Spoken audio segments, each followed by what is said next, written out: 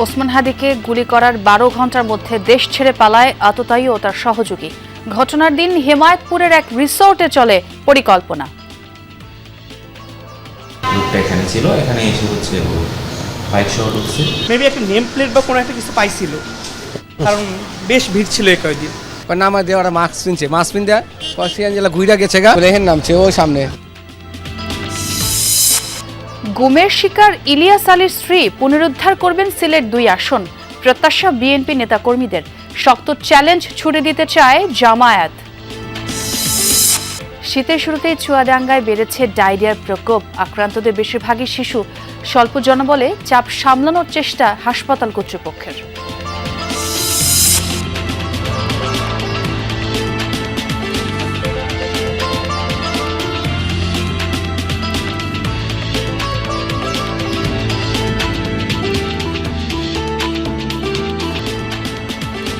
আমন্ত্রণ সংবাদ সারা দেশে, সঙ্গে আছে আমি ছোয়া খন্দকার। আর এতক্ষণ শিরোনাম দেখছিলেন।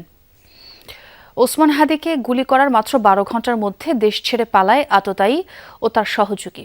সিসিটিভি ফুটেজ অনুসরণ করে যমুনা টেলিভিশন তথ্য দিয়েছিল কোন পথে ক্রাইম স্পট থেকে সীমান্ত দিয়ে পালিয়েছে ফয়সাল আলমগীর। এবার যমুনার অনুসন্ধানে বেরিয়ে এসেছে গুলি করার পর রাজধানীতে আততায়ীদের শেষ কয়েক ঘন্টার গতিবিধিও। এর আগে ঘটনার দিন ভোর 5:30 থেকে প্রায় সকাল 9টা পর্যন্ত হেমায়েতপুরের কাছে এক রিসোর্টে চলে পরিকল্পনা। দেখবেন মশিউর অনেকের প্রতিবেদনে, আর ছবি তুলেছেন নাহিদ হোসেন।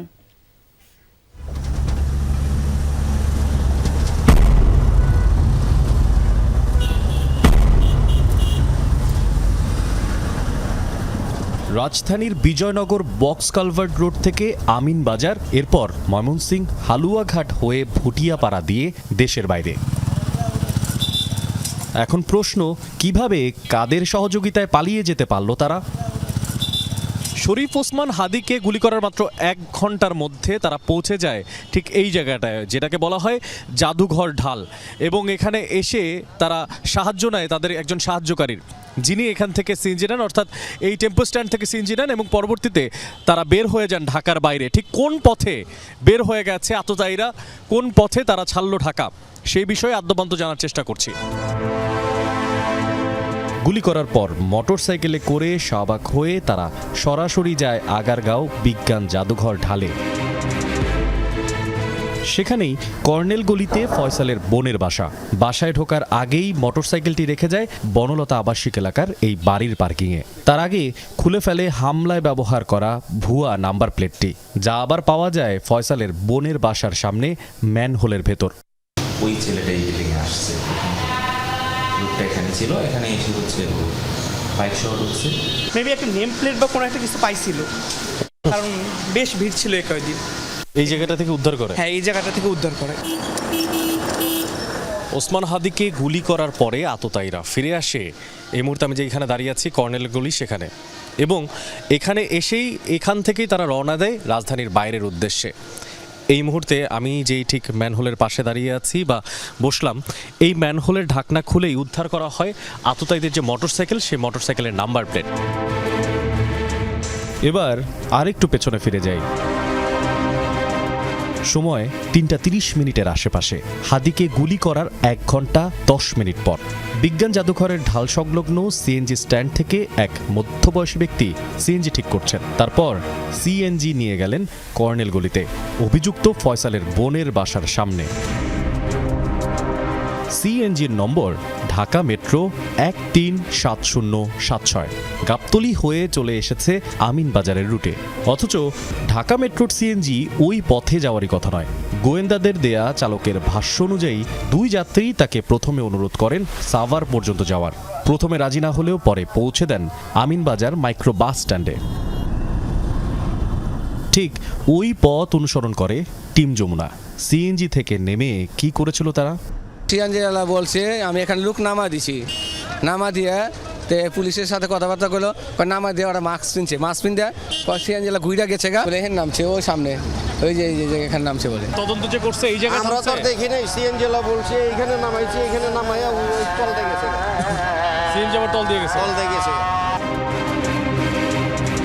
প্রথমেই পাশের একটা দোকান থেকে মাস্ক কিনে নেয় তারা।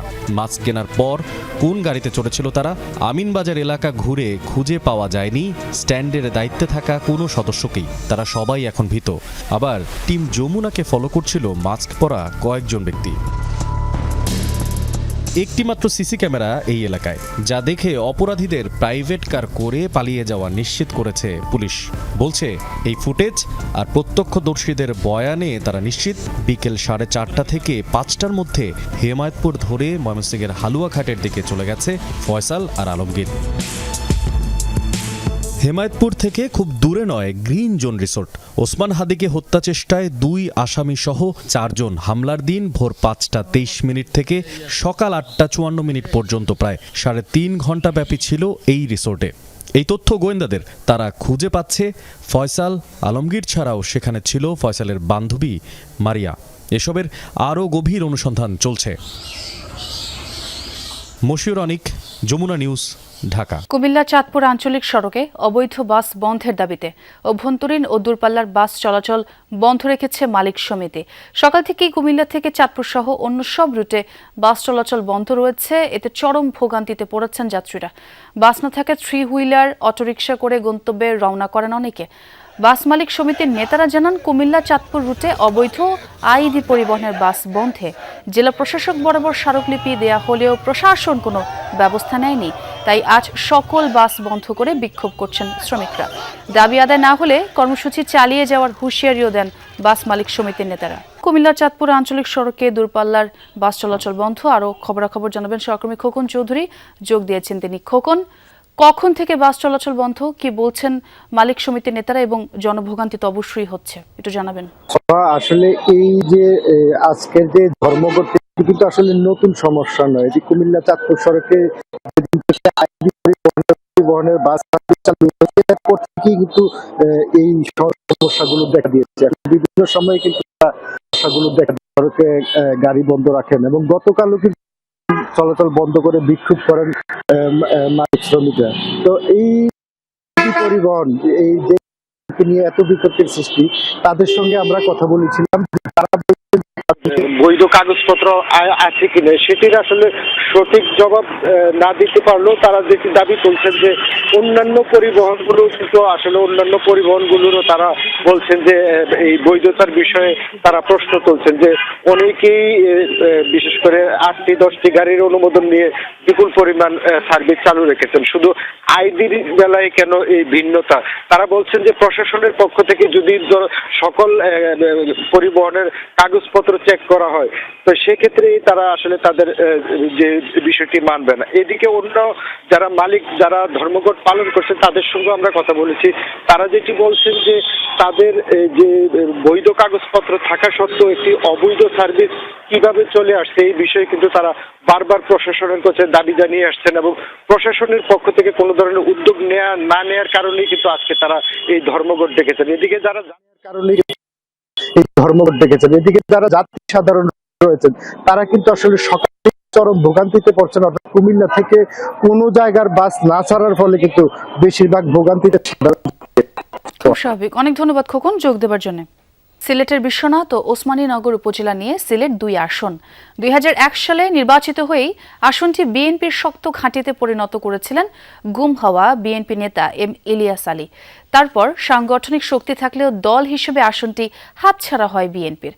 এবার পুনরুদ্ধারে পালা। প্রার্থী হয়েছেন গুমের শিকার বিএনপি নেতা ইলিয়াসের স্ত্রী তাহসিনা রুশদির লুনা। কিন্তু পরিবর্তিত পরিস্থিতিতে এই আসনে বিএনপিকে চ্যালেঞ্জ ছুটতে ব্যাপক শক্তি নিয়ে মাঠে নেমেছে জামায়াত। আহমেদ শাহিনের ছবিতে নাবিল হোসেনের রিপোর্ট। বিশ্বনাথ ও ওসমানীনগর নিয়ে গঠিত সংসদীয় আসন সিলেট 2। তফসিল ঘোষণার আগে থেকেই সারা দেশের মতো এখানেও বইছে ভোটের হাওয়া। আসনটি একসময় জাতীয় পার্টির ঘাঁটি ছিল, কিন্তু সমীকরণ পাল্টে যায় 2001 সালে। সেবার নির্বাচনে জয়লাভ করেন এম ইলিয়াস আলী। এরপর থেকেই বিএনপির শক্ত ঘাঁটি হিসেবে পরিণত হয় আসনটি। পরবর্তীতে আওয়ামী লীগ ও জাতীয় পার্টি এই আসনে একবার করে বিজয় পেলেও 2018-এর নির্বাচনে আবারও শক্তির জানান দেয় বিএনপি। পরিবর্তিত পরিস্থিতিতে এবার এই আসনে বিএনপির প্রার্থী গুমের শিকার এম ইলিয়াস আলীর স্ত্রী তাহসিনা রুশদীর লুনা। ইলিয়াসের গুমের ঘটনায় আজও ক্ষুব্ধ এই জনপদের বাসিন্দারা। সেই আবেগ লুনাকে জয়ী করতে ভূমিকা রাখবে বলে মনে করছেন ভোটাররা। ইলিয়াস আলী সাহেবের যে একটা আবেগ আছে সেই আবেগে কাজ করতেছে, যার ফলে বিএনপির ফিল্ডটা খুবই ভালো। এম ইলিয়াস আলীর দিকে চেয়ে জনাবা তাহসিনা রুশদী লুনার জন্য এই বিশ্বনাথ উসমানীনগরের মানুষ বিপুল ভোটে দানের শীষ বাংলাদেশ জাতীয়তাবাদী দলকে উপহার দিবে। তবে লুনা এসব নিয়ে ভাবছেন না। ভোটের মাঠে ষড়যন্ত্রের বিষয়ে সর্বোচ্চ সজাগ থাকতে চান।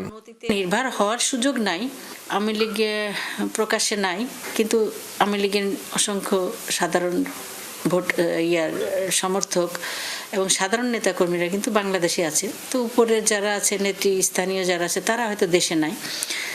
এখন তারাও তাদের মুভমেন্টটা কোন দিকে যাবে, এটা একটি গুরুত্বপূর্ণ বিষয় যেটা আমরা মাথায় রেখে কাজ করছি। এদিকে সিলেট 2 আসনে অতীতে উল্লেখযোগ্য কোনো সাফল্য নেই জামায়াত ইসলামীর, কিন্তু ভোটারদের থেকে ভালো সাড়া মিলছে বলে দাবি করছেন দলটির প্রার্থী। এখন তো মনে হচ্ছে যে সব দিকে আমরা যা যোগাযোগ করছি বা যা করছি এতে দেখলাম যে ম্যাক্সিমাম জনগণের ম্যান্ডেটটা আমাদের দিকেই পড়বে, এটা আশা করছি। যেখানে যাচ্ছি বিশেষ করে মুরব্বী যারা আছেন সবাই বলছেন যে আপনার জন্য পক্ষে আমরা এটার সিদ্ধান্ত নিয়ে রেখেছি। 12 ফেব্রুয়ারি উৎসবমুখর পরিবেশে যোগ্য প্রার্থীকে বাছাই করতে প্রস্তুত ভোটাররা। নাবিল হোসেন, যমুনা নিউজ, সিলেট। কুমিল্লার হোমনায় পুলিশ হেফাজতে থাকা এক নারী আসামির ঝুলন্ত মরদেহ উদ্ধার করা হয়েছে। ভোর 5:30টার দিকে হোমনা থানার একটি কক্ষ থেকে ববিতা খাতুনের মরদেহ উদ্ধার করা হয়।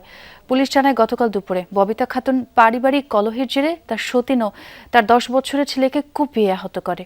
পরে স্থানীয়রা তাকে গাছের সাথে বেঁধে পুলিশে খবর দেয়। ববিতার বিরুদ্ধে মামলার পর পুলিশ তাকে থানায় এনে আরও 2 নারী বন্দীর সাথে হেফাজতে রাখে। আজ তাকে আদালতে পাঠানোর কথা ছিল, কিন্তু ভোর 5:30টার দিকে উদ্ধার করা হয় ববিতার ঝুলন্ত মরদেহ। প্রাথমিকভাবে পুলিশের ধারণা আত্মহত্যা করেছেন ববিতা, তবে ময়নাতদন্তের পর আসল কারণ জানা যাবে বলেও জানায় পুলিশ। ফেনী সদরে গ্রামীণ ব্যাংকে আগুন দিয়েছে দুর্বৃত্তরা। রাতে গ্রামীণ ব্যাংকের সরস্বতী বাজার শাখায় আগুন দেওয়া হয়। এতে পুড়ে যায় ব্যাংকের 3 কর্মচারীর মোটরসাইকেল। তবে আগুনে ব্যাংকের কোনো নথিপত্র ক্ষতিগ্রস্ত হয়নি। খবর পেয়ে ঘটনাস্থলে গিয়ে অল্প সময়ের মধ্যেই আগুন নিয়ন্ত্রণে আনে ফায়ার সার্ভিসের একটি ইউনিট। তবে কে বা কারা ব্যাংকে অগ্নিসংযোগ করেছে সে বিষয়টি তদন্ত করছে পুলিশ।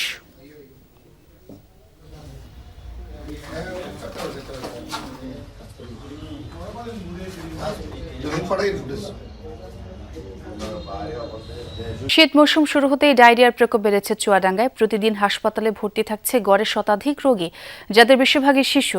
রোগীদের চাপে ব্যাহত হচ্ছে চিকিৎসা সেবাও। ঠিকমতো ওষুধ না পাওয়ার অভিযোগও রয়েছে। স্বল্প জনবলেও পরিস্থিতি সামাল দেওয়ার চেষ্টা চলছে, দাবি হাসপাতাল কর্তৃপক্ষের। চুয়াডাঙ্গা সদর হাসপাতালের ডায়রিয়া ওয়ার্ডে রোগীর চাপ এতটাই যে শয্যা না পেয়ে চিকিৎসা নিতে হচ্ছে মেঝেতেই। শীত শুরুতেই প্রতিদিনের চিত্র এমন।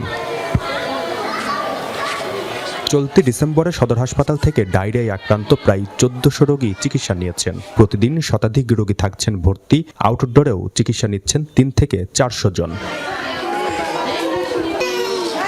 ভর্তি রোগীর মধ্যে বেশিরভাগই শিশু। বিভিন্ন গ্রাম থেকে আসা ব্যক্তিরা কয়েকদিন ধরে অবস্থান করছেন হাসপাতালে। খুব বেশি উন্নতি নেই অনেকের। বমিটা একটু কমেছে, পায়খানাটা কমেনি। তো কি হয়েছে, সকাল থেকে 8 বার হয়ে গিয়েছে। ওষুধ স্যালাইন মানে একটা দিয়েছে, এরা এখানতে দিয়েছে আর আমাদের কিনতে হয়েছে। আগে বমি হয়তো বমিটা বন্ধ হয়ে গিয়েছে, এবারে পায়খানাটা বন্ধ হয়নি। তাই জন্য কাল এসেছে, এসে ভর্তি হয়ে রয়েছে। সময় মতো চিকিৎসক ও ঔষধ না পাওয়ার অভিযোগ স্বজনদের। প্রচণ্ড চাপে ব্যাহত হচ্ছে চিকিৎসা সেবা। বেড এখনো পাইনি, রোগীর তো খুব চাপ আছে। নার্স পাওয়া যাচ্ছে কিন্তু ডাক্তার তো রাউন্ডে আসছে না। ওষুধপত্র তো যেগুলা ওইগুলো আমাদের কিনতে হচ্ছে সরকারিভাবে, যেগুলো সেগুলো আমরা একটাও পাইনি। আবহাওয়ার তারতম্যের কারণে হঠাৎই বৃদ্ধি পেয়েছে সংক্রামক এই ব্যাধি। ধারণ ক্ষমতার তুলনায় কয়েক গুণ চাপ সামলে চিকিৎসা চলছে বলে দাবি হাসপাতাল কর্তৃপক্ষের। ওয়ার্ডে যদি 100 রোগী একজন ডাক্তার সকাল বেলায় যদি দেখে, এটা আসলে একটা অমানবিক বা তার উপর ভীষণ একটা চাপ। এক্ষেত্রে আমাদের একজন ডাক্তার সাহেব ছুটিতে আছেন, উনি ওনার যে রেস্ট অ্যান্ড রিক্রিয়েশনে হয়তো কয়েকদিন 2-4 দিন পরে কাজে যোগ দিবেন, সেক্ষেত্রে হয়তো এই অসুবিধাটা হবে না। শীতের শুরুতেই ডায়রিয়ার এমন প্রকোপ দুশ্চিন্তা বাড়াচ্ছে মৌসুম জুড়ে। জিসান আহমেদ, যমুনা নিউজ, চুয়াডাঙ্গা। সারা বছর সংরক্ষণের জন্য হালি পেঁয়াজ রোপণ শুরু করেছেন রাজবাড়ীর চাষিরা। তবে এই বছর কৃষকদের বাড়তি টাকা গুনতে হচ্ছে। সব মিলিয়ে প্রতি বিঘায় খরচ হচ্ছে 40 থেকে 50 হাজার টাকা। কৃষকের দাবি, ভারতীয় পেঁয়াজ আমদানি নিয়ন্ত্রণ করলে দেশীয় পেঁয়াজের ন্যায্য দাম নিশ্চিত করা সম্ভব। ভোর থেকেই মাঠে নেমে পড়ছেন কৃষক। দল বেঁধে চলছে হালি পেঁয়াজের চারা রোপণের ধুম। দম ফেলার ফুরসত নেই কারোর। বছর জুড়ে 3টি পদ্ধতিতে পেঁয়াজ উৎপাদন করা হয় দেশে। এর মধ্যে চারা থেকে হয় হালি পেঁয়াজ। এরই মধ্যে রাজবাড়ীর কালুখালী, বালিয়াকান্দি সহ পাংশার বিস্তীর্ণ মাঠে হালি পেঁয়াজ রোপণ শুরু করেছেন কৃষক। তবে এবছর গুনতে হচ্ছে বাড়তি খরচ। সব মিলিয়ে বিঘাপতি খরচ হচ্ছে 40 থেকে 50 হাজার টাকা। আমরা পেঁয়াজ লাগাচ্ছি, এই পেঁয়াজটা আজ থেকে প্রায় 3 মাস পর এখান থেকে আমরা উঠাবো। 30% আমরা 1 বিঘা বলি, এতে আমাদের নিজের যদি জমি হয় তাহলে হচ্ছে আমাদের 50 হাজার টাকার মতো খরচ হয়। চাষিদের দাবি, ভারতীয় পেঁয়াজ আমদানি নিয়ন্ত্রণ করলে দেশীয় পেঁয়াজের ন্যায্য মূল্য নিশ্চিত করা সম্ভব। মৌসুম সহ সারা বছর প্রতিমন পেঁয়াজের বাজার মূল্য ন্যূনতম 2000 থেকে 2500 টাকা নির্ধারণের দাবিও জানান তারা। 2000 টাকা মন হলে কৃষক বেঁচে থাকতে পারবে। ভারতের পিস যেভাবে আটকায় রাখছে, যদি এভাবেই আটকায় রাখে তাতে আমাদের বাংলাদেশে কৃষক লাভবান হবে। তার ওষুধের দাম মেলা, কৃষক যদি 2 পয়সা পায় পেঁয়াজ উঠানোর সময় 2 পয়সা তাহলে কৃষক বাঁচতে পারবে। কৃষি সম্প্রসারণ অধিদপ্তরের তথ্য মতে এবছর জেলায় 30,904 হেক্টর জমিতে 4,30,000 মেট্রিক টন হালি পেঁয়াজ আবাদের লক্ষ্যমাত্রা নির্ধারণ করা হয়েছে। এখানে সবচেয়ে বেশি উৎপাদন হয় হালি পেঁয়াজ, যেটা চারা উৎপাদনের মাধ্যমে করে। হালি পেঁয়াজের লক্ষ্যমাত্রা ধরা হয়েছে 30,900 হেক্টর জমিতে এবং এখানে উৎপাদনের লক্ষ্যমাত্রা প্রায় 4,30,000 মেট্রিক টন। দেশের পেঁয়াজ উৎপাদনে তৃতীয় অবস্থানে রাজবাড়ী। সারা দেশের প্রায় 16% পেঁয়াজ আসে এই জেলা থেকেই। জারিন অর্নি, যমুনা নিউজ। দর্শক, এই ছিল সংবাদ সারা দেশে। এতক্ষণ যারা সঙ্গে ছিলেন সবাইকে ধন্যবাদ।